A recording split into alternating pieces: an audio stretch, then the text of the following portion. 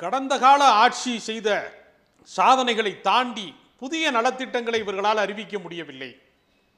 ஒரு கோடுக்கு பக்கத்தில் இன்னொரு பெரிய கோடு போட்டால் தான் அது சின்ன கோடாக மாறும்னு சொல்லுவாங்க இல்லையா? அது மாதிரி ஏற்கனவே இருந்த அரசுகளினுடைய சாதனையை காப்பாற்றுவதற்கே இவர்களுக்கு வக்கில்லைங்கிறதா நான் பார்க்குறேன். அதுக்கு பதிலாக இவங்க என்ன செய்கிறாங்கன்னா, மேலே இருக்கிறத வந்து பெயிண்ட் அடித்தா போதும், பழைய கட்டடத்துக்கு வந்து பெயிண்ட் அடித்தா போதும், அது நம்ம பேராக மாறிடும்னு அவங்க நினைக்கிறாங்க. அப்போ இவர்களை பொறுத்தவரையில இவர்களுக்கு நிர்வாக ரீதியான அறிவு இருக்கிறதா என்பது நமக்கு ஒரு பெரிய கேள்விக்குறியாக இருக்கிறது. நிறைய விஷயங்களில் பார்த்தீங்கன்னா, இப்போ உதாரணத்துக்கு தனியார் பள்ளிக்கூடங்களிலே வந்து கட்டணம் அப்படிங்கிறத வந்து வெளிப்படையாக இருக்க வேண்டும் அப்படிங்கிறத வெறும் வாக்குமூலமாக தான் சொன்னாங்க. அது ஒரு ஜிஓவா வந்து பாஸ் பண்ணலை. எங்கேயுமே அப்படி நடக்கவே இல்லை.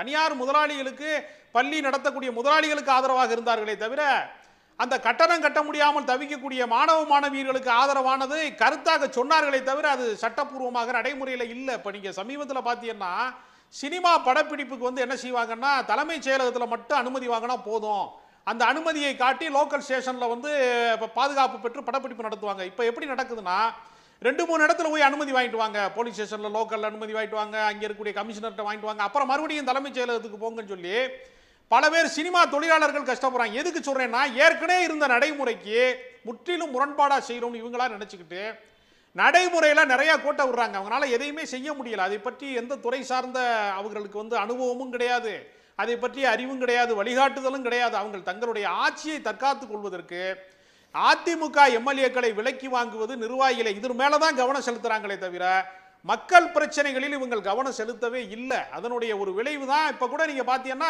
தங்களுடைய கூட்டத்துக்கு வந்து உயிரிழந்தவர்களுக்கு நிவாரணம் கொடுப்பது அப்படி தான் யோசிக்கிறாங்களே தவிர ஒட்டுமொத்த மக்களின் பிரச்சனையாக எதையுமே அவங்க பார்க்க தயாராக இல்லை.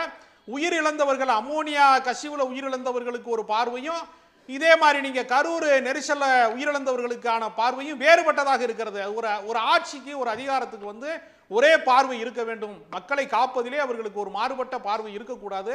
ஆனால் இவர்களிடத்தில் அந்த பாரபட்சம் இருக்கிறது என்பதைத்தான் இது காட்டுகிறது. உடனுக்குடன் செய்திகளை தெரிந்து கொள்ள சன் நியூஸ் பெல் ஐகானை கிளிக் பண்ணுங்க.